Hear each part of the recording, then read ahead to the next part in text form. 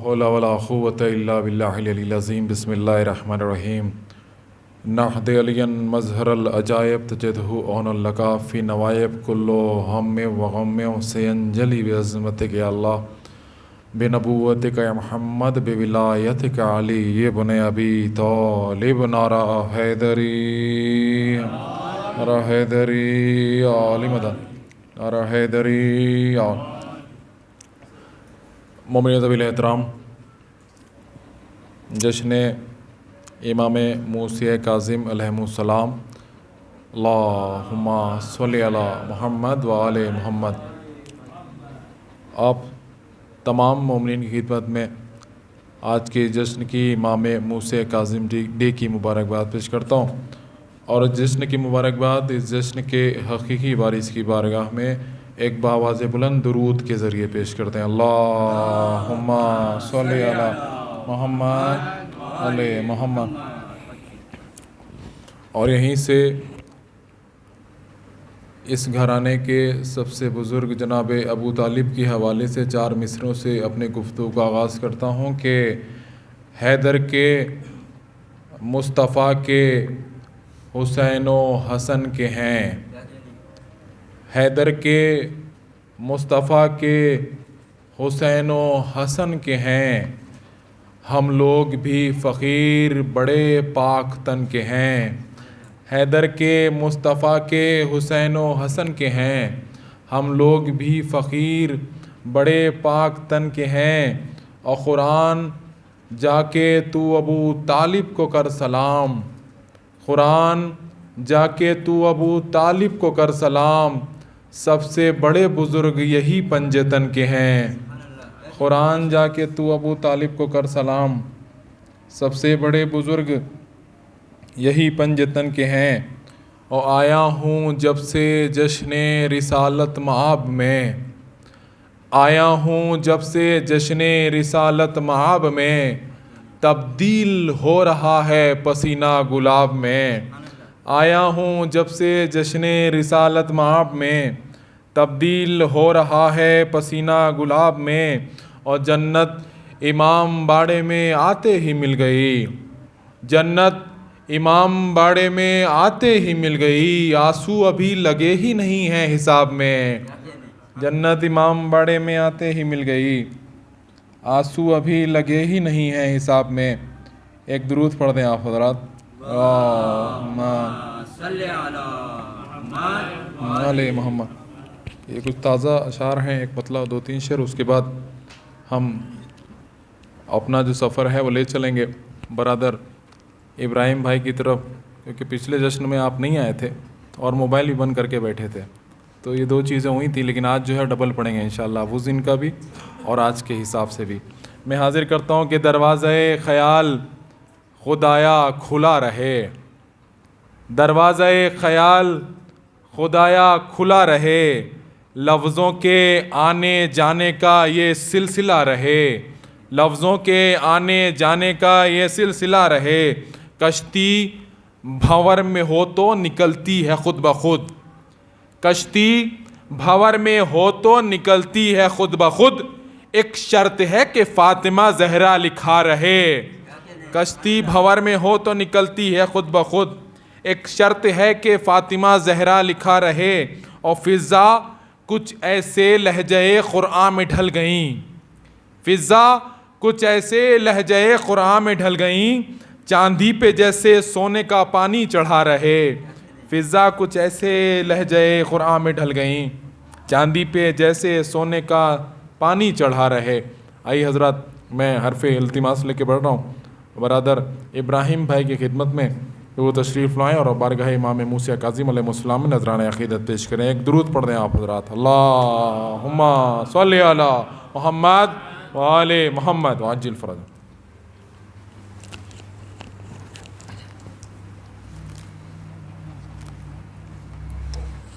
محمد و آل محمد صلوات۔ اللہم صلی علی محمد و آل محمد وعجل فرج۔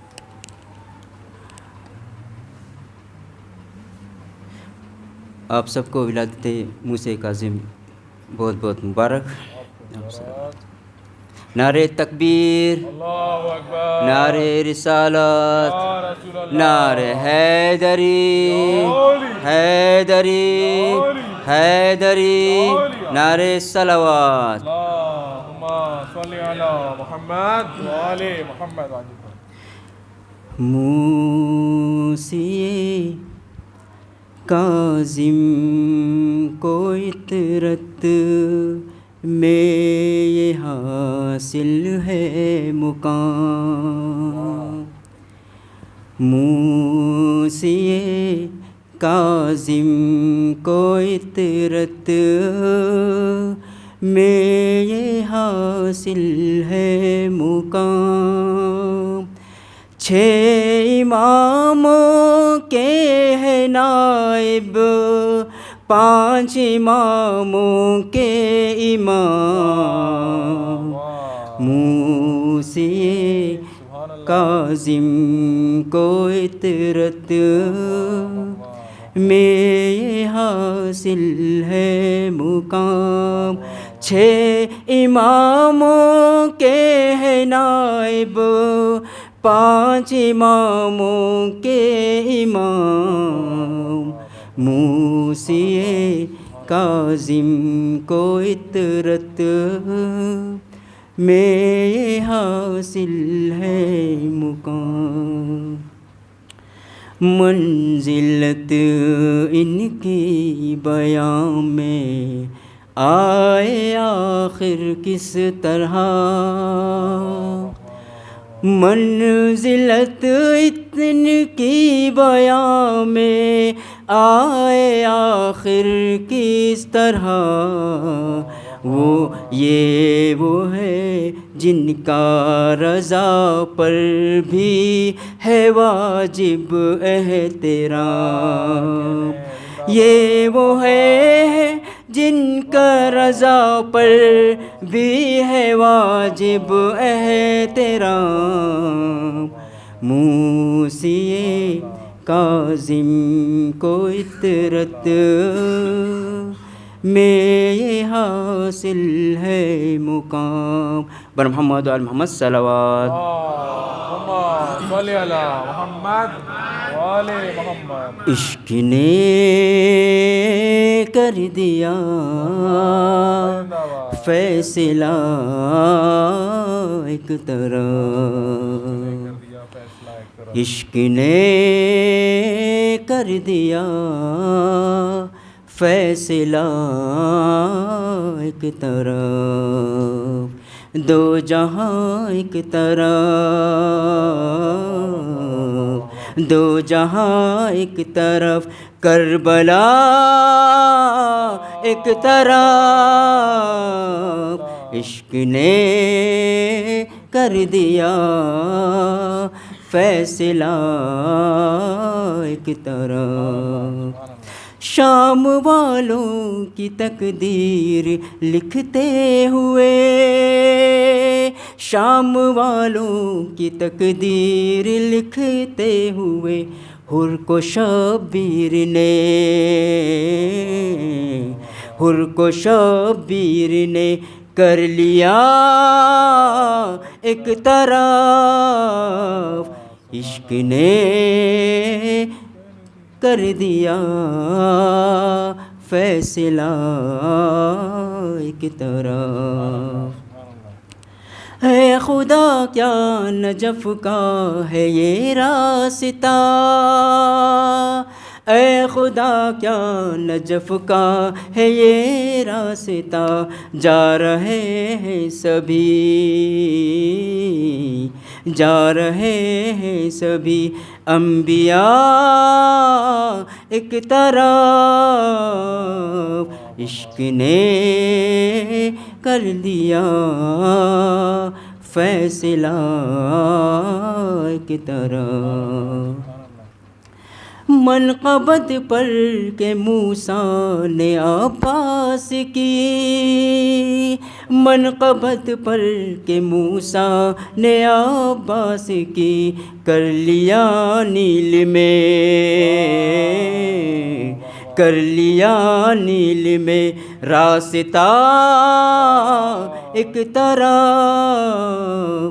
عشق نے کر دیا فیصلہ ایک طرف دے کے بیٹے یہ راہب سے بولے خدا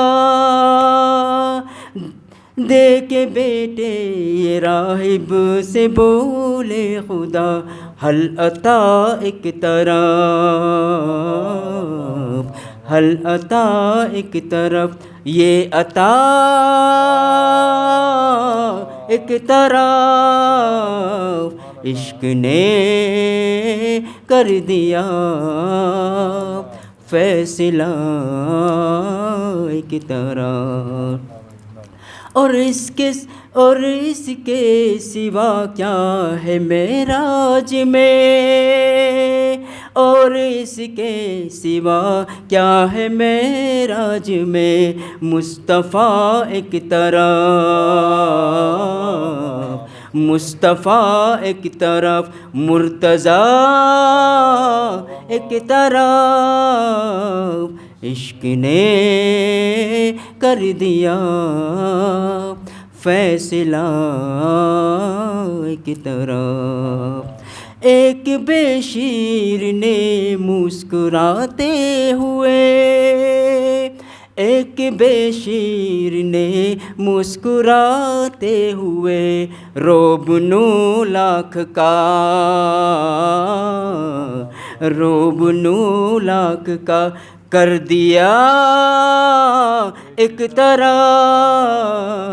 عشق نے کر دیا فیصلہ ایک طرف سانس لیتا ہوں جنت کے ماحول میں سانس لیتا ہوں جنت کے ماحول میں سانس لیتا ہوں جنت کے ماحول میں ہے علم ایک طرف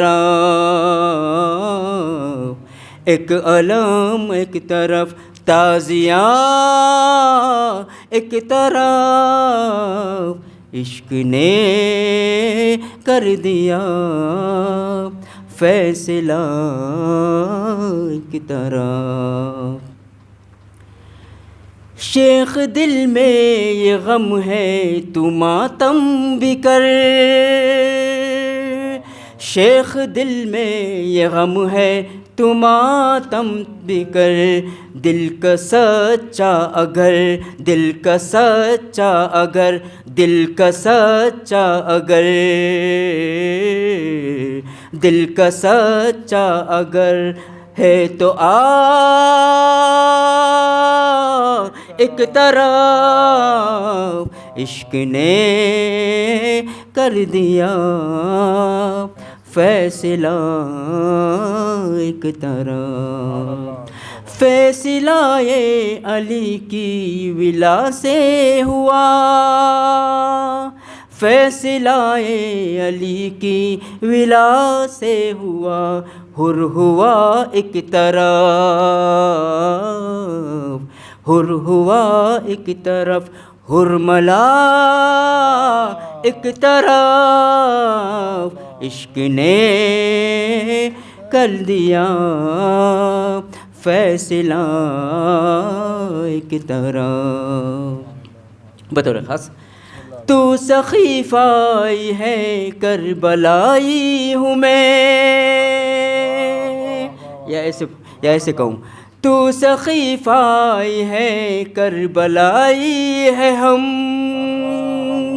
تو سخیفائی ہے کربلائی ہے ہم بے وفا ایک طرف بے وفا ایک طرف با وفا ایک طرف عشق نے کر دیا فیصلہ ایک طرف تو سخیفائی ہے کربلائی ہے ہم تو سقیفائی ہے کربلائی ہے، ہم بے وفا ایک طرف، بے وفا ایک طرف، با وفا ایک طرف، عشق نے کر دیا فیصلہ ایک طرف۔ نعرہ تکبیر، نعرہ رسالت، نعرہ حیدری حیدری حیدری، نعرہ صلوات۔ اللہم صلی اللہ، سبحان اللہ، علی محمد، کیا کہنے، زندہ باد، ماشاء اللہ۔ عشق نے کر دیا فیصلہ ایک طرف، سقیفائی ایک طرف اور باوفا ایک طرف۔ بہترین اشعار آپ سماعت کر رہے تھے۔ قبلہ اجازت چاہتا ہوں آپ کی یہیں سے ایک مطلع دو شعروں، اس کے بعد برادر شان نقوی صاحب قبلہ کی بارگاہ میں ہم چلیں گے۔ میں حاضر کرتا ہوں کہ عابد کھڑے ہیں حیدر کرار کی طرح، عابد کھڑے ہیں حیدر کرار کی طرح، ظالم پڑا ہے تخت پہ بیمار کی طرح، عابد کھڑے ہیں حیدر کرار کی طرح، ظالم پڑا ہے تخت پہ بیمار کی طرح، توخور بیڑیوں میں بھی قیدی ہے مطمئن، توخور بیڑیوں میں بھی قیدی ہے مطمئن، توخور بیڑیوں میں بھی قیدی ہے مطمئن، حاکم لرز رہا ہے گرفتار کی طرح، توخور بیڑیوں میں بھی قیدی ہے مطمئن، حاکم لرز رہا ہے گرفتار کی طرح، زینب علی کے لہجے میں کرتی ہیں گفتگو، زینب علی کے لہجے میں کرتی ہیں گفتگو، خطبے کا حرف حرف ہے تلوار کی طرح،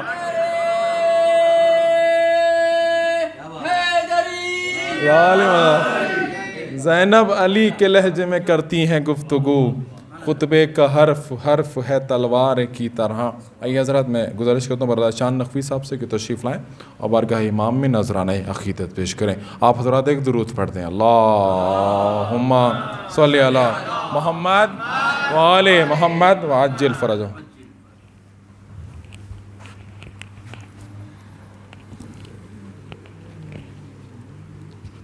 نعرہ تکبیر، اللہ اکبر، نعرہ رسالت، یا رسول اللہ، نعرہ حیدری حیدری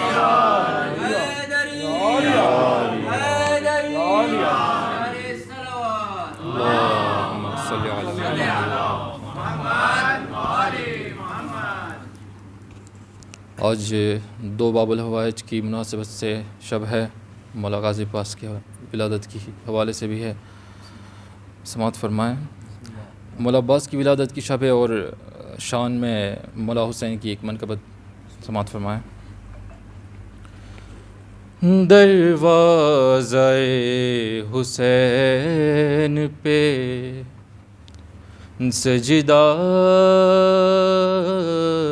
کیے بغیر، دروازہ حسین پہ سجدہ کیے بغیر، کہ بنتا ارے بنتا بنتا نہیں ولی کوئی ایسا کیے بغیر، دروازہ حسین پہ سجدہ کیے بغیر۔ اور مولا عباس کے حوالے سے کہ عباس وہ جری ہے جو میدان جنگ میں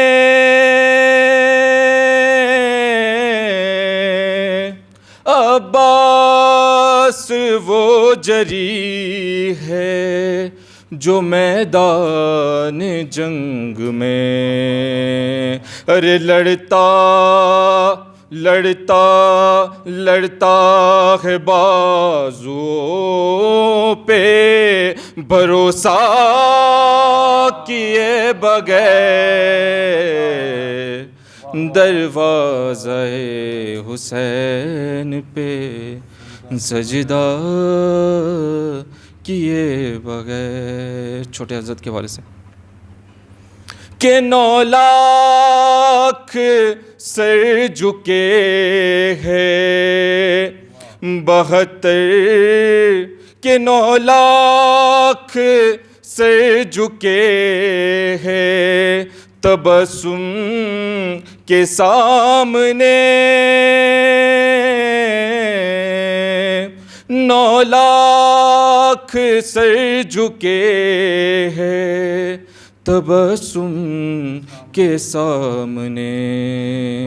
ارے اصغر نے جنگ جیت لی حملہ کیے بغیر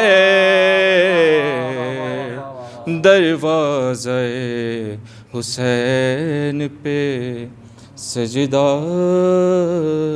کیے بغیر.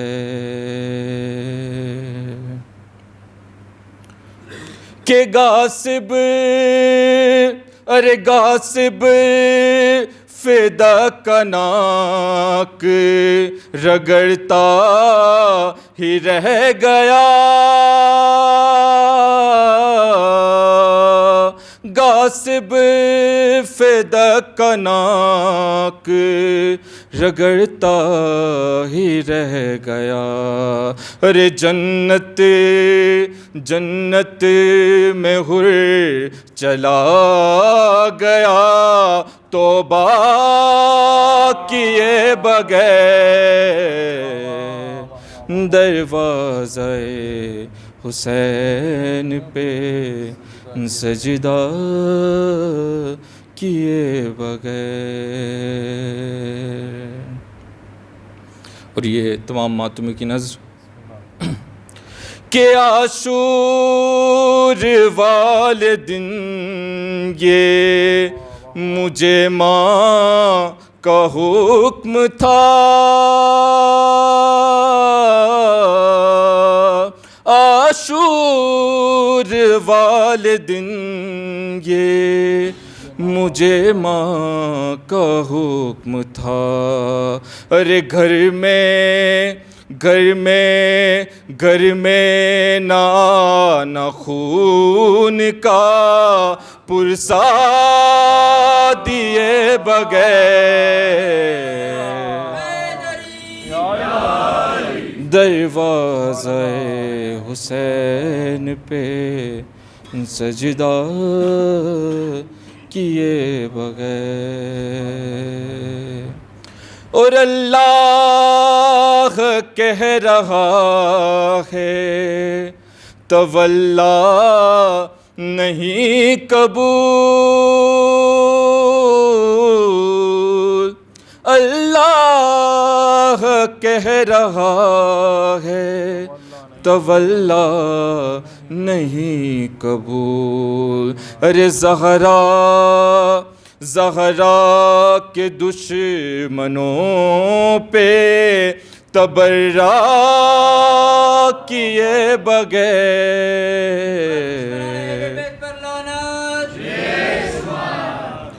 دروازہ حسین پہ سجدہ کیے بغیر. آخری شعر کہ قائم نہ ذوالفقار رکھیں گے نیام میں قائم نہ ذوالفقار رکھیں گے نیام میں. ارے عباس کے کلیج کو ٹھنڈا کیے بغیر دروازہ حسین پہ سجدہ کیے بغیر. بار دیگر نعرہ صلوات. मोहम्मद आले मोहम्मद। दरवाज़े हुसैन पे सजदा किए बगैर बेहतरीन अशार आप समात कर रहे थे। क़ब्ल इसके कि हरफ इल्तिमास लेके पढ़ूँ हज़रत की तरफ, एक मतलब तो 3 शेर, क्योंकि बाबुल हवाइज का भी जश्न है आज। और मैं हाजिर करता हूँ कि जिसने 2 हरफों में आलम को बनाकर रख दिया, जिसने 2 हरफों में आलम को बनाकर रख दिया, उसने कूज़े में समंदर को उठाकर रख दिया। जिसने 2 हरफों में आलम को बनाकर रख दिया, उसने कूज़े में समंदर को उठाकर रख दिया। और माँ सिवा अब्बास कोई हो तो बतलाओ मुझे, माँ सिवा अब्बास कोई हो तो बतलाओ मुझे, जिसने दरिया को उठाया और उठाकर रख दिया। माँ सिवा अब्बास कोई हो तो बतलाओ मुझे, जिसने दरिया को उठाया और उठाकर रख दिया। और 6 महीने में जिहाद नफ्स करता है सगीर, खुद हंसा और फौजे बातिल को रुलाकर रख दिया। 6 महीने में जिहाद नफ्स करता है सगीर, खुद हंसा और फौजे बातिल को रुलाकर रख दिया। और सैकड़ों लाखों दुआएं गुलशनों ने दी मुझे, सैकड़ों लाखों दुआएं गुलशनों ने दी मुझे, फूल जब कोई यज़ा खाने में लाकर रख दिया। सैकड़ों लाखों दुआएं गुलशनों ने दी मुझे, फूल जब कोई यज़ा खाने में लाकर रख दिया। और ताज़िए के पास रखा है जो गाजी का आलम, ये शेर देखें कि ताज़िए के पास रखा है जो गाजी का आलम, करबला को किसने काबे से मिलाकर रख दिया। ताज़िए के पास रखा है जो गाजी का आलम, करबला को किसने काबे से मिलाकर रख दिया। आइए हज़रत, मैं निहायती अदब और एहतराम के साथ हरफ इल्तिमास लेके बढ़ रहा हूँ। जो इस्लाम वल मुस्लिमीन आली जनाब मौलाना मुश्तबा बनानी साहब के बिलाओ काबे खिदमत की तशरीफ़ लाएँ और अफरोज़ मिंबर हो, अपने बयान आलिया से मोमिनीन के खुलूक़ को मुनव्वर फरमाएँ। औज़ु बिल्लाहि मिनश शैतानिर लईनिर रजीम, बिस्मिल्लाहिर रहमानिर रहीम, अल्हम्दुलिल्लाहिल्लज़ी यख़्लुक़ु वलम युख़्लक़ व यर्ज़ुक़ु वला युरज़क़ व युतइमु वला युतअम, सुम्मस्सलातु वस्सलामु अला अब्दिका व नबिय्यिका व सफ़िय्यिका व रसूलिका व खीरतिका मिनल खल्क़ अबिल क़ासिम मुहम्मद। अल्लाहुम्मा सल्लि अला व अला अहलि बैतिहि अत्तय्यबीन अत्ताहिरीन अल-मासूमीन अल-मज़लूमीन, सय्यमा इब्नु अम्मिहि अलीयुन अलैहिस्सलाम व हुवन नबउल अज़ीम वस्सिरातुल मुस्तक़ीम वल क़ुरआनुल कलीम व हुवस सिद्दीक़ुल अकबर वल फ़ारूक़ुल अअज़म व हब्लुल्लाहिल मतीन व इमामुल मुस्लिमीन व वसिय्यु रसूल रब्बिल आलमीन व लअनतुद दाइमतु अला अअदाइहिम अजमईन। अम्मा बअदु फ़क़द क़ालल्लाहु फ़िल हदीसिल क़ुदसी, या मूसा इब्न जाफ़र अंत सफ़िय्यती मिन ख़ल्क़ी व मौज़िउ सिर्री व ऐबतु इल्मी लका, सलवात अला मुहम्मद व आलि मुहम्मद। अल्लाहुम्मा सल्लि अला मुहम्मद। सामीन मोहतरम अज़ीज़ान गिरामी कद्र, इब्तिदाई कलाम में ही आप तमाम मुमिनीन और मुमिनात की खिदमत में इस दिन की जो कि मंसूब है 7वें सरकार बाबुल हवाइज, बाबुल मुराद, नफ्स ज़किया, साबिर व अमीन, अबू इब्राहीम, अबुल हसन, मूसा इब्न जाफ़र, जान बतूल, जान रसूल, इमाम मूसा काज़िम अलैहिस्सलातु वस्सलाम, सल्लल्लाहु अला मुहम्मद। मुबारकबाद पेश करता हूँ और बिलखुसूस ज़माने के इमाम की खिदमत में माह रजब की तमाम तर खुशियों की मुबारकबाद पेश करने के लिए एक दफ़ा मिलकर बावाज़ बुलंद सलावत पढ़ दें। अल्लाहुम्मा सल्लि अला मुहम्मद व आलि मुहम्मद। जज़ाकल्लाह। सामीन मोहतरम, जैसा कि आपकी खिदमत में अर्ज़ किया गया कि ये दिन मंसूब है बाबुल हवाइज से, 7वें इमाम से। ये बात ज़हन आली में रहे कि आज का दिन, यह 7 रजबुल मुरज्जब का दिन 7वें इमाम की विलादत का दिन नहीं है। 7वें इमाम की विलादत का दिन دراصل ایک روایت کے مطابق ایام اعضاء میں آتا ہے 7 صفر المظفر، لیکن چونکہ آپ جانتے ہیں کہ یہ طریقہ کار ہے کہ اگر خوشی اور غم ایک ساتھ جمع ہو جائے تو پھر ہمیشہ غم کو فوقیت دی جاتی ہے، غم کو آگے رکھا جاتا ہے اور خوشی کو انسان بھلا دیا کرتا ہے۔ یہی طریقہ کار دنیا والوں کا بھی ہے کہ اگر بالفرض کسی ایک گھر میں خوشی کا ماحول ہو، شادی کی تقریبات ہو، اور وہاں پر جس کی شادی ہے اس کے والد کا انتقال ہو جائے، تو کیا گھر میں ویسا ہی ماحول برقرار رہے گا؟ ہرگز ایسا نہیں رہے گا۔ جو عقل مند ہوگا وہ خوشی کو بھلائے گا اور غم کو یہاں پر فوقیت دے گا اور ترجیح دے گا۔ تو چونکہ ماہ اعضاء میں 7ویں امام کی ولادت آتی ہے ایک روایت کے مطابق، تو چونکہ ہم اس میں ویسے تو خوشیاں نہیں منا سکتے، البتہ اس دن 7 صفر کو 7ویں امام کا ذکر ہوتا ہے، لیکن اگر آپ نے اشتہارات پر دیکھا ہو تو ایک خاص موضوع رکھا جاتا ہے کہ مجلس ولادت امام موسیٰ کاظم، یہ موضوع رکھا جاتا ہے، یعنی ولادت بھی ہے اور مجلس بھی ہے، یعنی اس میں 7ویں امام کا ذکر بھی ہوگا اور پھر ساتھ میں مصائب بھی پڑھے جائیں گے تاکہ وہ مجلس کہلائے۔ تو چونکہ ہم وہاں پر ویسے خوشیاں نہیں منا سکے تھے، لہٰذا بزرگوں کا یہ طریقہ کار رہا کہ بزرگوں نے سوچا کہ پھر کس تاریخ کو 7ویں امام کی ولادت منائی جائے، تو لہٰذا انہوں نے کہا کہ اسلامی مہینوں میں 7واں ہے رجب، اس کی 7ویں تاریخ کو 7ویں امام کا ذکر منایا جائے گا، ٹھیک ہے؟ تو اب اسلامی مہینوں میں 7واں رجب ہے، اس کی 7ویں تاریخ کو 7ویں امام کا ہم ذکر منا رہے ہیں، اور حرج بھی نہیں ہے۔ دیکھیے ہر دن امام سے منسوب ہے، ہر دن امام کا ہے، چاہے کسی دن بھی ہم اللہ کا ذکر کریں، اہل بیت کا ذکر کریں، رسول کا ذکر کریں، امام کا ذکر کریں، کوئی پابندی تو نہیں، ہر دن انہی کا ہے، ہر رات انہی کی ہے، ہر لمحے انہی کے ہے، ہر سانس انہی کے ہے، سانس پر ان کا قرضہ ہے، لہٰذا عمر نو بھی اگر میسر ہو جائے اور ان ہستیوں کا ذکر کرنے بیٹھ جائے انسان تو مدح جو ہے وہ ختم کبھی نہیں ہوگی، انسان کی عمر ختم ہو سکتی ہے، حق کے مدحت کبھی بھی ختم نہیں ہو سکتا۔ لہٰذا آج سب ہم بیٹھے ہیں، 7ویں امام سے یہ دن منسوب کیا گیا ہے، لہٰذا ہم 7ویں امام کا ذکر کرنے کے لیے یہاں تشریف فرمائیں، اور کسی دن بھی ذکر کیا جا سکتا ہے، اور جہاں بھی علی والے بیٹھتے ہیں تو پھر ذکر تو شروع ہو ہی جاتا ہے۔ فقیروں کا بھی کیا چاہے جہاں بستی بسا بیٹھے، علی والے جہاں بیٹھے وہیں جنت بنا بیٹھے۔ تو جہاں بھی بیٹھتے ہیں وہاں اہل بیت علیہ السلام کا ذکر جو ہے وہ شروع ہو جاتا ہے۔ تو یہ ابتدا میں عرض اس لیے کر دیا تاکہ آپ کے ذہن عالی میں یہ بات رہے کہ 7 رجب فقط اور فقط دن منسوب ہے 7ویں امام سے، البتہ اس دن امام کی ولادت نہیں ہے۔ اسی لیے آپ دیکھیں پاک و ہند میں مشہور ہو گیا کہ اس دن ولادت ہے حضرت عباس کی، حالانکہ ولادت ہے نہیں، ٹھیک ہے، لیکن منسوب ہو گیا کس طریقے سے؟ کیونکہ موضوع رکھ دیا گیا اور عنوان رکھ دیا گیا جشن باب الحوائج، ٹھیک ہے۔ اب ہمارے یہاں باب الحوائج ویسے تو سارے امام ہیں، لیکن 5 ہستیوں میں باب الحوائج جو مشہور ہیں وہ حضرت ابو الفضل عباس ہے، لہٰذا لوگ یہ سمجھ بیٹھے کہ اس دن حضرت عباس کی ولادت ہے، حالانکہ حضرت عباس کی ولادت کی تاریخ 4 شعبان ہے۔ لہٰذا سامعین محترم ابتدا میں یہ ضروری سمجھا تو آپ کی خدمت میں بیان کر دیا۔ اب آئیے 7ویں امام کی ولادت کے حوالے سے ہی چونکہ ہم بات کرنے والے ہیں تو ان کی ولادت کے حوالے سے چند باتیں آپ کی خدمت میں پیش کر دی جائیں۔ 7ویں امام کی ولادت جو ہوئی ہے وہ ہوئی ہے مقام ابوا پر۔ مقام ابوا کون سا مقام ہے؟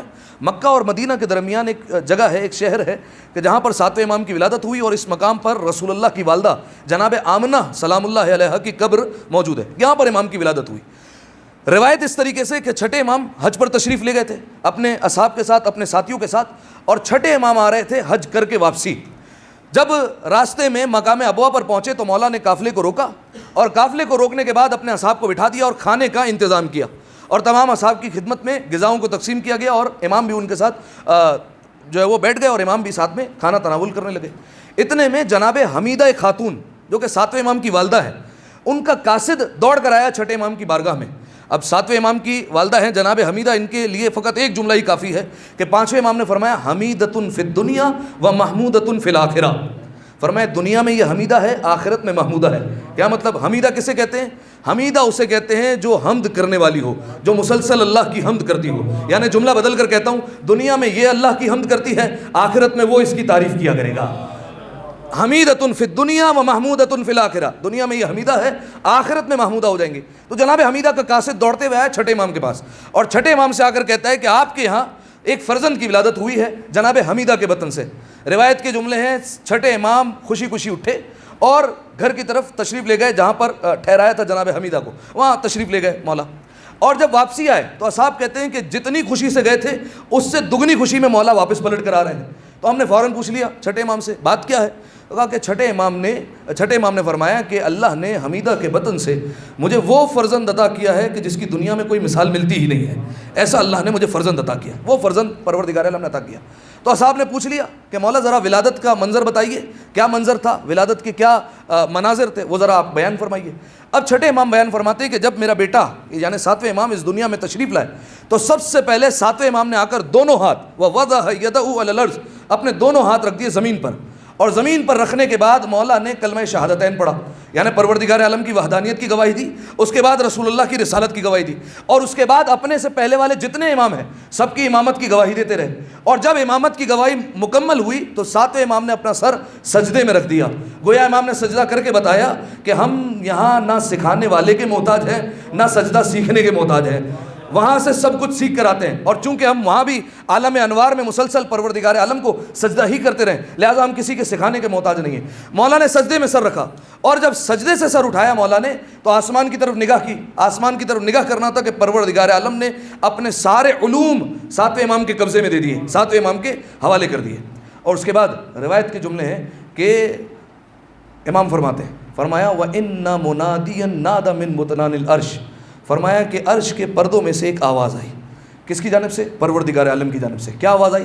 عجیب جملہ ہے، یا موسیٰ ابن جعفر، اے جعفر کے بیٹے موسیٰ۔ آپ غور کیجئے تو انبیاء میں بھی ایک موسیٰ گزر چکے ہیں، ان کا لقب بھی کلیم اللہ ہے، اور یہاں پر بھی پروردگار عالم جناب موسیٰ کاظم سے بات کر رہا ہے، اور وہاں پر بھی اللہ بات کیا کرتا تھا، لیکن ایک فرق ہے، جب اس کلیم اللہ سے بات کیا کرتا تھا تو واسطے سے بات کیا کرتا تھا، جب یہاں پر بات کرتا ہے تو بغیر فاصلے کے بات کیا کرتا ہے اور براہ راست گفتگو کرتا ہے، یا موسیٰ ابن جعفر، اے موسیٰ ابن جعفر۔ اگلا جملہ اللہ کرے آپ تک پہنچ جائے اور آپ وصول کر سکیں، فرمایا انت صفوتی من خلقی، تم میری خلقت میں بھری کائنات میں مصطفیٰ ہو، بھری کائنات میں بھری خلقت میں تم میرے مصطفیٰ ہو، یعنی گویا پر رسول اللہ نے کل فرمایا تھا کہ اولنا محمد و اوسطنا محمد و آخرنا محمد و کلنا محمد، پہلا بھی محمد، درمیان والا بھی محمد، آخری بھی محمد، سب کے سب محمد۔ آج اللہ بھی کہہ رہا ہے تم بھی مصطفیٰ، پہلا بھی مصطفیٰ، آخری بھی مصطفیٰ، سب کے سب مصطفیٰ، لہذا فرمایا انت صفوتی من خلقی، تم میری کائنات میں کیا ہو، میرے بھری کائنات میں میری خلقت میں مصطفیٰ ہو، تمہیں میں نے چن لیا ہے۔ اس کے بعد فرمایا وموضع السر، فرمایا تم میرے رازوں کے محافظ ہو، میرے سارے راز تمہارے پاس ہیں، ٹھیک ہے۔ پروردگار عالم کے سارے راز کس کے پاس ہے؟ 7ویں امام کے پاس۔ اور یہ روایت کے جملے کہ اہل بیت علیہ السلام اپنے راز کی باتیں ہر کسی کو نہیں بتایا کرتے، ٹھیک ہے، مجھ جیسا چلے جائے تو ہر کسی کو جو ہے وہ راز کی باتیں مولا نہیں بتائیں گے، بلکہ اس کے لیے صحابی جو ہونا چاہیے وہ ایسا صحابی ہونا چاہیے کہ جس کے پاس ہاضمہ بھی تو ہو، جو برداشت کر سکے، ایسا فرد ہونا چاہیے جو اسرار کو قبول کر سکے اور پھر وہ دوسروں کو راز بتائے نا، کیونکہ لعنت کی گئی ہے ان لوگوں پر کہ جو اہل بیت علیہ السلام کے راز سنے اور دوسروں پر افشا کرتے اور بتا دے۔ یہی وجہ ہے کہ امیر المومنین ہر کسی کو راز نہیں بتایا کرتے تھے، بہت کم ہے صحابی جو امیر المومنین کے صاحب سر کہلاتے ہیں، یعنی رازوں کے ساتھی، جن میں کون ہے؟ جناب کمیل ہے، جناب میثم تمار ہے، جناب سلمان ہے، جناب ابو ذر ہے، یہ ہے مولا کے رازوں کے حفاظت اور محافظ، حفاظت کرنے والے، یہ ہے رازوں کی حفاظت کرنے والے۔ لہذا جناب کمیل اکثر آتے تھے، مولا جو آپ نے راز بتائے ہیں وہ سینے میں سمندر کی طرح ٹھاٹے مار رہے ہیں، مولا جب یہ لوگ آپ کی شان میں کوتاہی کرتے دل کرتا ہے سارے راز اگل دوں۔ مولا نے فرمایا خبردار کمیل، یہ لوگ اس قابل نہیں ہے کہ تم انہیں راز بتاؤ، اگر کبھی تمہارا سینہ تمہیں اجازت نہ دے اور تمہارا سینہ تمہیں تنگ کر رہا ہو، یہ راز کی باتیں اندر تمہارے لہرے کی طرح دوڑ رہی ہو، تو ایک کام کیا کرو، جاؤ زمین میں گڑھا کھودا کرو اور یہ راز زمین کے حوالے کر کے زمین کو بند کر دیا کرو۔ لوگ حفاظت نہیں کر سکتے، زمین حفاظت کرے گی۔ کیوں؟ زمین کو کہتے ہیں تراب، تراب اگر ابو تراب کے رازوں کو نہیں سنبھالے گی تو اور کون سنبھالے گا؟ لہذا زمین کے حوالے کر دیا کرو، پھر وہ جانے اور ہم جانے۔ لہذا فرمایا انت صفتی من خلقی، تم میری بھری کائنات میں میری خلقت میں مصطفیٰ ہو۔ پھر فرمایا وموضع سری، فرمایا تم میرے وہ حبیب ہو، تم میرے وہ حفاظت دار ہو کہ جس کو میں نے سارے راز حوالے کر دیے ہیں۔ اس کے بعد فرمایا وعیبۃ علمی لکا، فرمایا میرا علم کا صندوق تمہارے حوالے ہے، سارا کا سارا علم میں نے تمہارے حوالے کر دیا ہے۔ اب آپ دیکھیے 7ویں امام کی زندگی میں آپ کو علم کے ایسے ایسے کرامات مل جائیں گے، علم کے ایسے ایسے معجزے مل جائیں گے کہ انسان سوچتا رہ جائے کہ یہ امام بچپنے میں اور جوانی میں اتنے بڑے بڑے مسائل کو حل کر رہے ہیں۔ ایک دو روایت آپ سن لیجئے۔ علی ابن یقطین، سب نے نام سنا ہوا ہے، علی ابن یقطین کون ہے؟ علی ابن یقطین وہ ہیں کہ جن کے متعلق 7ویں امام نے فرمایا اگر زمین پر رہتے ہوئے کسی کو جنت کے لوگوں کا دیدار کرنا ہو تو علی ابن یقطین کو دیکھے، ٹھیک ہے، دنیا میں ہی جنت کی ضمانت دی، یہ ہے علی ابن یقطین۔ علی ابن یقطین وزارت عظمیٰ کے عہدے پر فائز ہے، وزیر اعظم ہے، اور وزیر اعظم خود نہیں بن گئے. 7ویں امام سے پوچھا تھا کہ آپ اجازت دیتے ہیں کہ مجھے ہارون کی طرف سے پیشکش ہوئی ہے, کیا میں وزیر اعظم بن جاؤں؟ امام نے کہا بن جاؤ, لیکن یاد رہے جو تمہارے تحت مومنین آئے ان کا خیال رکھنا, ان کی حفاظت کرنا, یہ تمہاری ذمہ داری ہوگی, تم اس کا دھیان رکھو گے. لہٰذا علی ابن یقطین کا یہی طریقہ کار ہے کہ ہر مومن کی حفاظت کرتے ہیں اور کسی مومن کو نقصان پہنچنے نہیں دیتے. ایک دن کسی نے جا کر ہارون کو یہ مخبری کر دی کہ جس کو تو نے وزیر اعظم بنایا ہے یہ دراصل تیرا نمائندہ نہیں, یہ تو 7ویں امام کا اور شیعوں کا جو امام ہے اس کا چاہنے والا ہے, یہ تو تیرا نمائندہ ہی نہیں ہے. ہارون کے دل میں ایک آگ بھڑک اٹھی, یہ کیا معاملہ ہے؟ میں نے وزارت عظمیٰ کو عہدہ دے دیا, اس کے باوجود یہ ہماری تعریف کرنے کے بجائے 7ویں امام کی تعریف کرتا ہے اور ان کے گن گاتا ہے, یہ مجھے معلوم کرنا پڑے گا. اب اتنے میں علی ابن یقطین اپنے دوستوں کے ساتھ بیٹھے ہوئے تھے جس میں کچھ اور دوست بھی تھے, تو اس میں بحث ہو گئی وضو کے طریقے کے اعتبار سے کہ وضو کا طریقہ کیا ہے یہ بتائیے. تو علی ابن یقطین نے وہی طریقہ بتایا جیسے ہم وضو کرتے ہیں. تو لوگ مطمئن نہیں ہوئے, کہا کہ آپ اپنے امام سے پوچھیے. علی ابن یقطین نے خط لکھا اور امام کی طرف بھیجا. جب امام کے پاس سے خط آیا تو امام کے خط میں جو جواب تھا وہ یہ تھا کہ علی ابن یقطین سرکاری طریقے سے وضو کیا کرو. میں نے ڈھکے چھپے الفاظ میں کہا ہے سرکاری طریقے سے وضو کیا کرو آپ. علی ابن یقطین بڑا پریشان ہوئے کہ ہم نے مولا کی بارگاہ میں ہی بیٹھ کر وضو کا طریقہ سیکھا ہے, ہم نے انہی سے پوچھا ہے, انہی سے ساری چیزیں سیکھی ہیں, اور مولا کہہ رہے ہیں اس طریقے کو چھوڑو, اس طریقے سے وضو کیا کرو. لیکن علی ابن یقطین تھے, سمجھدار تھے, مولا کے آگے کوئی مسائل کی کتاب تو نہیں کھولی جاتی, لہٰذا فوراً سمجھ گئے کہ مولا کی کوئی نہ کوئی مصلحت ہوگی. مولا کے حکم کو تسلیم کیا اور سرکاری طریقے سے جو ہمارے برادران کرتے ویسے وضو کرنا شروع کر دیا. ہارون ایک دن چھت پر گیا, دیکھا علی ابن یقطین وضو کر رہے ہیں, دیکھا آج اچھا موقع ہے, علی ابن یقطین کو دیکھتے ہیں وضو کیسے کرتا ہے.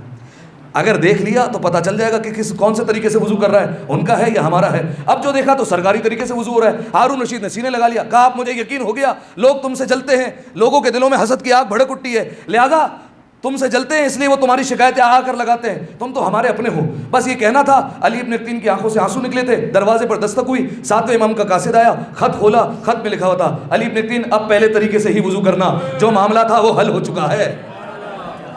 علی ابن یقطین نے فوراً رک کیا اور سلام کیا, السلام علیکم یا موسیٰ بن جعفر, سلام ہو آپ پر مولا جو اتنی دور بیٹھ کر ہم شیعوں کی محافظت کر رہے ہیں. مولا نے کہا اے علی ابن یقطین مومنوں کی نگہبانی تم کرو, تمہاری نگہبانی ہمارا کام ہے, تمہاری حفاظت ہم کیا کریں گے. لہذا وعیبۃ علمی لکا, میرا علم کا صندوق تمہارے پاس ہے. 7ویں امام سے فرمایا پروردگار عالم نے حدیث قدسی میں. لہذا روایت کے جملے ہیں کہ 7ویں امام کا جو زمانہ تھا وہ بڑا پرآشوب تھا, کیونکہ 6ٹھے امام نے اتنے علمی کارنامے دکھائے اور اتنے لوگوں کو شاگرد بنایا کہ منصور دیوانکی نے جب مولا کو زہر دیا تو انہوں نے یہ کہا کہ اب جو 6ٹھے امام کا بیٹا ہوگا انہیں کھل کر ہم نہ تبلیغ کرنے دیں گے نہ انہیں کوئی موقع فراہم کریں گے کہ وہ اپنا نام لوگوں میں بنا سکے.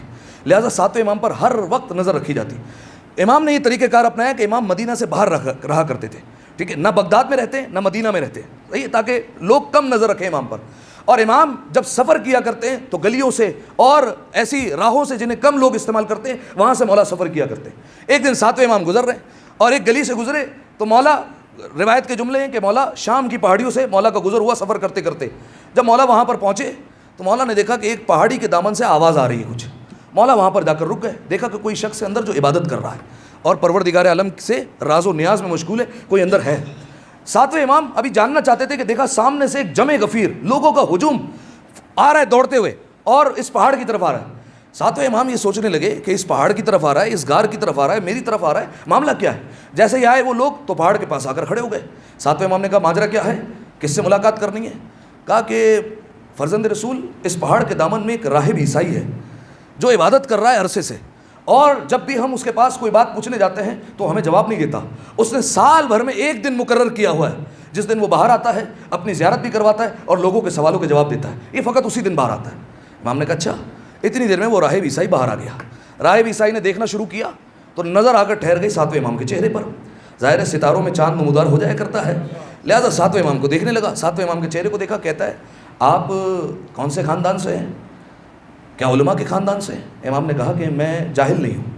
کہا اچھا یہ بتائیے. اب اس نے سوالات پوچھے, میں 2-3 سوالات آپ کے سامنے رکھتا ہوں, اندازہ لگائیے 7ویں امام کے علم کا. کہنے لگا کہ بتائیے کہ پروردگار عالم قرآن میں کہتا ہے کہ شجرہ محمد کے ذریعے سے پوری دنیا میں نور پھیلے گا. ہم عیسائیوں کا یہ ماننا ہے کہ شجرہ عیسیٰ کے ذریعے سے پوری دنیا میں نور پھیلے گا.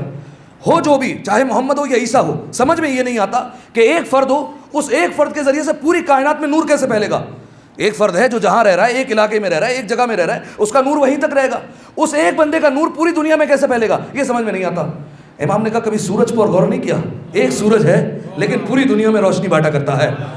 فرمایا اسی طریقے سے ہمارے جد پوری دنیا میں نور پھیلایا کرتے ہیں. کہ اچھا یہ بتائیے کہ جنت کی چابی کے بارے میں ہم نے سنا ہے کہ فلاں چیز جنت کی کنجی ہے, فلاں چیز جنت کی چابی ہے.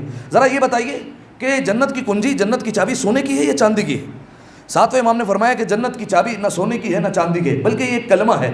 فرمایا وہ کلمہ کیا ہے؟ فرمایا لا الہ الا اللہ. فرمایا یہ لا الہ الا اللہ کلمہ ہے, یہ جنت کی چابی ہے.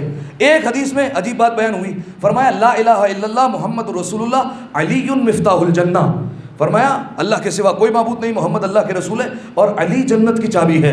یعنی جو جنت میں جائے گا اسے پہلے یا علی کہنا پڑے گا. آدم پہنچے یا علی, نوح پہنچے یا علی, ابراہیم پہنچے یا علی, موسیٰ پہنچے یا علی. جب تک یا علی نہیں کہیں گے جنت کا دروازہ نہیں کھلے گا. علی مفتاح الجنہ, علی جنت کی چابی ہے. علی کہو گے تو جنت کا دروازہ کھلے گا. اب یا علی وہی کہہ سکتا ہے جس کے دل میں علی بستا ہو. جو علی کا منکر ہوگا وہ جنت کے قریب بھی نہیں بھٹک سکے گا. لہذا 2 سوال ہو گئے مولا سے. اب تیسرا سوال کیا گیا, مولا سے پوچھا گیا ذرا یہ بتائیے, ہم نے آپ کے جد رسول اللہ کی حدیث سنی ہے اور وہ حدیث یہ ہے کہ جنت میں سورج نہیں ہوگا. یہ قرآن میں بھی پروردگار عالم نے اشارہ کیا ہے, جنت میں سورج نہیں ہوگا, روشنی بھی ہوگی اور سایہ بھی ہوگا. ہم فرزند رسول یہ کیسا ہو سکتا ہے کہ سورج بھی نہ ہو اور روشنی بھی ہو اور سایہ بھی ہو؟ سایہ تو جہاں پڑتا ہے وہاں اندھیرا ہو جاتا ہے. یہ کیا بات ہو گئی؟ سورج بھی نہیں ہوگا, روشنی بھی ہوگی اور لوگ سائے میں بھی رہیں گے, کسی کے چہرے نہیں جلیں گے سورج کی وجہ سے. تو ساتویں امام نے فرمایا دنیا میں غور نہیں کیا, فجر اور طلوع صادق کے درمیان کا وقت نہ اس میں سورج ہوتا ہے اور نہ جو ہے وہ اندھیرا ہوتا ہے, اس میں روشنی بھی ہوتی ہے. ویسے ہی جنت میں بھی روشنی پھیلا کرے گی, اسی طریقے سے روشنی ہوگی جیسے فجر کے وقت ہوا کرتی ہے. اسی لیے روایت کے جملے ہیں, بہار الانوار میں علامہ مجلسی نے لکھا کہ جنتی ایک دن جنت میں بیٹھے ہوں گے, سب اپنی اپنی باتوں میں مصروف ہوں گے. کوئی کھانے کھا رہا ہوگا دسترخوان پر بیٹھ کر, کوئی کسی امام سے ملاقات میں, کوئی نبی سے ملاقات میں, کوئی علی کے ساتھ بیٹھک لگائے بیٹھا ہوگا. فرمایا ہر ایک اپنے اپنے جو ہے وہ مصروفیات میں مصروف ہوگا اور ہر ایک اپنے اپنے مقام پر ہوگا. کوئی دسترخوان پر, کوئی کہیں پر, کوئی کسی نعمت میں, کوئی کسی حجرے میں, کوئی کسی کمرے میں, کوئی کسی محل میں, ہر ایک مصروف ہوگا. اچانک سے جنتی غور کریں گے کہ جنت میں روشنی ہو گئی اور ایسی روشنی کہ سورج سے زیادہ روشنی ہے. تو سارے جنتی مل کر پروردگار عالم سے سوال کریں گے. عجیب سوال اور لطیف جواب سنیے گا. سارے جنتی مل کر پروردگار عالم سے سوال کریں گے, پالنے والے تو نے کہا تھا کہ جنت میں سورج نہیں ہوگا, پالنے والے یہ سورج سے بھی زیادہ روشنی ہو رہی ہے, یہ روشنی پھر کہاں سے آ رہی ہے جبکہ تو نے جنت میں سورج نہیں رکھا ہے. آواز قدرت آئے گی, علی اور فاطمہ کہیں بیٹھے تھے, کسی بات پر مسکرا دیے تو روشنی ہو گئی ہے. علی و فاطمہ کسی بات پر مسکرا دیے, کسی بات پر ہنس دیے تو ان کے دندان مبارک سے جو روشنی نکلی اس نے پوری جنت کو نورانی کر دیا ہے. ایک دفعہ صلوات پڑھے مل کر باواز بلند, اللہم صلی علی محمد وعلی وعیبت علمی لکا. فرمایا میرا علم کا صندوق تمہارے حوالے ہے. انت صفتی فی الخلقی, فرمایا تم میری خلقت میں بھری کائنات میں مصطفیٰ ہو, تم میرے راز کے محافظ ہو, تم ہی وہ ہو کہ جسے میں نے اپنے علم کا صندوق حوالے کیا ہے. اور اس کے بعد فرمایا وہ خلیفتی علی خلقک. ابھی ساتویں امام دنیا میں آئے ہیں, ابھی کچھ لمحے گزرے ہیں, اللہ کیا کہہ رہا ہے؟ وہ خلیفتی علی خلقک, تم میری مخلوق پر خلیفہ ہو. نہیں سمجھے؟ خلیفہ لوگ نہیں بناتے, خلیفہ وہاں سے بنا بنایا آیا کرتا ہے. پروردگار عالم کا کام ہے چننا, پروردگار عالم منتخب کرتا ہے اور خلیفہ میں عمر کا کوئی تعلق نہیں ہے, چاہے جس عمر میں بھی پروردگار عالم بنا دے. لہذا سامعین محترم, اب ساتویں امام کو کہا وہ خلیفتی علی خلقک, تم میرے خلیفہ ہو تمام مخلوقات پر. اس کے بعد فرمایا پروردگار عالم نے عجیب جملے کیے اور اپنے ذہنوں کو بیدار کیجئے اور یہ جملہ سنیے اور اپنی زمین کو جو ہے وہ دل کی زمین کو, محبت کی زمین کو زرخیز کیجئے اس جملے سے. کیا فرمایا؟ فرمایا وَلِمَنْ تَوَلَّاكَ اوجبت رحمتی. فرمایا کہ جو کوئی بھی اے موسیٰ جعفر تم سے محبت کرتا ہے, تمہاری ولایت دل میں رکھتا ہے, میں اپنی رحمت اس کے لیے آج سے واجب کرتا ہوں. آج سے میری رحمت اس پر تقسیم ہوتی رہے گی کہ جو تمہاری محبت کو رکھے. وَأَسْكَنْتُ جنتی, اپنی جنت بھی اس کے نام کرتا ہوں. وَأَحْلَلْتُ جواری, اپنے سے دور نہیں کروں گا, اپنے قریب رکھوں گا, اپنے قرب میں اسے جگہ عطا فرماؤں گا. اور اس کے بعد فرمایا وَأَوْسَعْتُ عَلَيْهِمْ مِنْ سَعَةِ رِزْقِي, فرمایا تمہاری محبت دل میں اپنا لے کوئی, فرمایا میں اس پر رزق کے دروازے کھول دیا کروں گا, رزق کے دروازے کھول دوں گا. لقب تو جانتے نا مولا کا, باب الحوائج, حاجتوں کا دروازہ, باب المراد, مرادوں کا دروازہ. ساتویں امام کے وسیلے سے آئیے, ہو نہیں سکتا, ممکن نہیں ہے پروردگار عالم حاجتوں کو رد کرے. ہاں ایک صورت ہے, اگر دل میں شک ہو, پتہ نہیں پوری ہوگی یا نہیں ہوگی, پھر حاجت منہ پر مار دی جاتی ہے, پھر اس حاجت کا کوئی فائدہ نہیں اگر دل میں شک پیدا ہو جائے. لہذا اگر دل میں کامل یقین ہو کہ ان ہستیوں کے وسیلے سے دعائیں پوری ہوتی ہے تو پھر وہاں سے بھی جواب آیا کرتا ہے. لہذا کیا فرمایا؟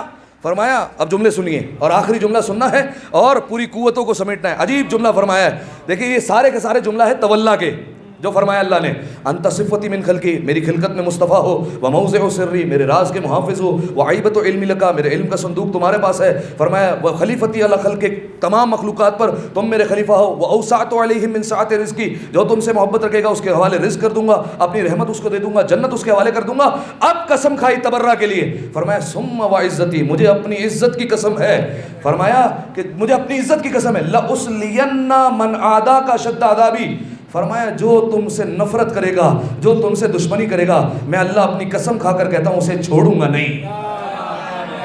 من عاداک، جو تم سے دشمنی کرے، اشد عذابی، میرا شدید عذاب اس پر پہنچے گا، اسے میں چھوڑوں گا نہیں، رائے گا جانے نہیں دوں گا۔ یہ فرمایا ساتویں امام کو پروردگار عالم نے حدیث قدسی میں، بس آخری ایک دو روایت سن لیجئے کہ اب ساتویں امام کا بچپنا جو ہے وہ آگے آگے بڑھ رہا ہے، آہستہ آہستہ جوانی کی طرف جا رہے ہیں مولا، اور چھٹے امام کے پاس ایک شخص آیا جس کا نام تھا صفوان۔ صفوان آ کر کہتا ہے مولا ذرا یہ بتائیے آپ کے بعد امام کون ہوگا، جانشین کون ہوگا، پروردگار عالم نے کس کو منتخب کیا ہے تاکہ آپ کے بعد ہم پہچان کر سکیں۔ چھٹے امام نے کہا میرا وہ بیٹا کہ جو لہو و لعب سے بچا ہوا ہے، جو کھیل تماشوں سے بچا ہوا ہے، اس روایت سے ایک روایت پہ جانا اس لیے عرض کر رہا ہوں، کھیل تماشوں سے بچا ہوا ہے، اللہ اسے امام بنائے گا۔ اچھا اتنے میں ساتویں امام آئے اور ایک بکری کا بچہ ساتھ میں، اور مولا اس کے کان کو پکڑے ہوئے مولا اور لے کر آ رہے ہیں، اور ایک جملہ کہہ رہے ہیں اسجدی ربک، اپنے رب کو سجدہ کر، اپنے رب کو سجدہ کر، اسے کہہ رہے۔ چھٹے امام آگے بڑھے اور چھٹے امام نے سینے سے لگا لیا، اور چھٹے امام نے جیسے ہی سینے سے لگایا اس کے بعد فرمایا کہ میرا یہ فرزند لہو و لعب سے دور ہے، کھیل تماشوں سے دور ہے، اس کے بعد فرمایا یہ میرے بعد امام ہوگا۔ ساتویں امام کی پہچان کروا دی اپنے خاص اصحاب میں، ٹھیک ہے، خاص اصحاب میں مولا نے پہچان کروا دی کہ میرے یہ اصحاب ہیں کہ جن کو میں نے پہچان کروا دی کہ میرے بعد یہ امام ہونے والا ہے، موسیٰ ابن جعفر اس کا نام ہوگا۔ اب خاص صحابیوں کو پتہ ہے، آپ جانتے ہیں چھٹے امام کے بعد لوگ مختلف فرقوں میں تقسیم ہو گئے، ٹھیک ہے، کوئی اسماعیلی کی طرف چلا گیا، کوئی جو ہے وہ عبداللہ افتا کو امام ماننے لگا، کوئی کسی کو امام ماننے لگا۔ خاص صحابیوں کو مولا نے کہا کہ یہ موسیٰ ابن جعفر امام ہے میرے۔ مولا کا ایک خاص شاگرد ہے جس کا نام ہے حشام، آخری روایت حشام نام ہے، چھٹے امام کا با وفا شاگرد ہے، اور حشام جب بھی مناظرہ ہوتا تھا نا امام کہتے تھے حشام کو جاؤ مناظرہ کر لو، حشام کو بھیج دیا کرتے، کم عمر شاگرد تھے، امام بھروسہ کیا کرتے تھے حشام پر۔ عجیب روایت ہے لیکن پوری سنیے گا۔ حشام کہتے ہیں کہ میں ایک دن ساتویں امام کی خدمت میں بیٹھا ہوا تھا، کہا میں نے عجیب بات یہ دیکھی کہ ساتویں امام تکیے سے ٹیک لگائے ہوئے سیدھے ہاتھ سے، اور الٹے ہاتھ سے مولا کھانا کھا رہے ہیں، کچھ تناول کر رہے ہیں جو تشت میں پڑا ہے۔ حشام کہتے ہیں میرے دل میں الجھن پیدا ہوئی۔ اب ظاہر ہے دیکھیں امام تو امام ہے، جو کر دے وہی حجت ہے، امام کے آگے سوال جواب تو نہیں ہوتے، مولا آپ نے ایسا کیوں کیا، امام کے آگے توضیح المسائل تو کھلتی نہیں ہے، ٹھیک ہے، اب امام کے آگے سوال جواب ہوتے نہیں ہیں۔ حشام کے دل میں الجھن پیدا ہوئی، اور حشام کے ذہن میں یہ سوال ابھر رہا ہے یہ کیسے ہو سکتا ہے کہ ساتویں امام اور امام ہو کر الٹے ہاتھ سے کھانا، یہ ہو نہیں سکتا۔ فوراً گئے چھٹے امام کی بارگاہ میں کہ چھٹے امام سے پوچھوں۔ چھٹے امام کے پاس جانے لگے، ابو بصیر راستے میں مل گئے۔ ابو بصیر نے کہا حشام کیا بات ہے، کہاں جا رہے ہو؟ کہا چھٹے امام سے ملاقات کرنے کے لیے، امام صادق سے ملاقات کے لیے جا رہے ہیں۔ ابو بصیر نے کہا شام تم جانتے ہو یہ وقت ان سے ملنے کا نہیں، ملاقات کا نہیں ہے، اس وقت تو ملاقات نہیں ہو سکتی، اس وقت نہیں مل سکتے۔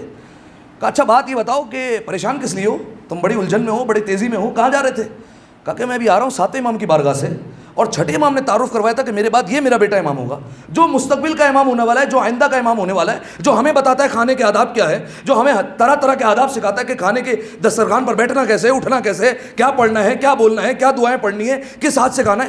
اس کو میں نے دیکھا کہ سیدھے ہاتھ سے تکیا لگائے ہوئے ہیں اور الٹے ہاتھ سے کھانا کھا رہے ہیں۔ ابو بصیر نے کہا کہ حشام تم نہیں سمجھے، میں سمجھ گیا۔ کہا کیا مطلب؟ کہا کہ امام کے یہاں سیدھے اور الٹے کا قانون ہوتا نہیں، امام کے دونوں ہاتھ سیدھے ہوا کرتے ہیں۔ کہا میں نے چھٹے امام سے سنا ہے امام کے دونوں ہاتھ سیدھے ہوا کرتے ہیں۔ اور ایک جملہ آیت اللہ جواد عامری نے اس تفسیر میں اپنی تفسیر میں اس روایت کو لکھا ہے، تفسیر تسنیم میں اس روایت کو لکھا، اور اس کے بعد عجیب جملہ کا اگر آپ بیدار ہیں، فرمایا امام کے دونوں ہاتھ سیدھے ہوتے ہیں، دشمن اہل بیت کے دونوں ہاتھ الٹے ہوا کرتے ہیں۔ امام کے دونوں ہاتھ سیدھے، دشمن اہل بیت کے دونوں ہاتھ الٹے ہوا کرتے ہیں۔ اس کے بعد لکھتے ہیں فرمایا وجہ یہ ہے کہ امام کے یہاں صرف خیر ہی خیر ہوتا ہے اور دشمنان اہل بیت کے یہاں صرف شر و شر ہوتا ہے۔ اب آپ غور کیجئے، الٹا ہاتھ پروردگار عالم نے عطا کیا ہے، اس سے انسان کام کیا کرتا ہے؟ یا تو ازالہ نجاست کو دور کرنے کے لیے، وہ یہاں سوال ہوتا نہیں ہے، یہاں نجاست ہے ہی نہیں، طہارت ہی طہارت ہے، لہذا ان کے لیے آیت تطہیر نازل ہوئی۔ اور دوسرا الٹا ہاتھ اس لیے ہے کہ پروردگار عالم قیامت کے دن کچھ لوگوں کے ہاتھ میں نامہ اعمال الٹے ہاتھ میں دے گا، اور یہ وہ لوگ تو ہیں جو سیدھے ہاتھ میں نامہ اعمال دیا کریں گے۔ ایک دفعہ صلوات دیا کریں مل کر باواز بلند، اللہم صلی علی محمد وآل محمد۔ دعا ہے پروردگار عالم سے، پروردگارہ تجھے واسطہ باب الحوائج کا، باب المراد کا، میرے مالک ہماری اس عبادت کو اپنی بارگاہ میں قبول فرما۔ تمام گناہ صغیرہ اور کبیرہ کو معاف فرما میرے مالک. جتنے مؤمنین مؤمنات تشریف فرما ہیں جو حاجات دل میں لیے بیٹھے ہیں میرے مالک تمام حاجات کو اپنی بارگاہ میں قبول فرما میرے مالک. باب الحوائج باب المراد کا واسطہ ہے، امام کاظم کا واسطہ ہے میرے مالک. جتنے مؤمنین تشریف فرما ہیں تمام کی توفیقات میں اضافہ فرما، تمام کے رزق میں مزید وسعت عطا فرما میرے مالک. ماہ رجب، ماہ شعبان، ماہ رمضان المبارک کی تمام برکتیں، مغفرتیں، رحمتیں سمیٹنے کی توفیق عطا فرما. جنت البقیع کے تعمیر کے اسباب جلد از جلد مہیا فرما. تمام مقامات مقدسہ کی حفاظت فرما، بالخصوص سرزمین شام پر شہزادی زینب اولیاء، شہزادی جناب سکینہ سلام اللہ علیہ کے روضوں کی حفاظت فرما. زمانے کے امام کے ظہور میں تعجیل فرما، ہمیں ان کے اعوان و انصار میں شمار فرما.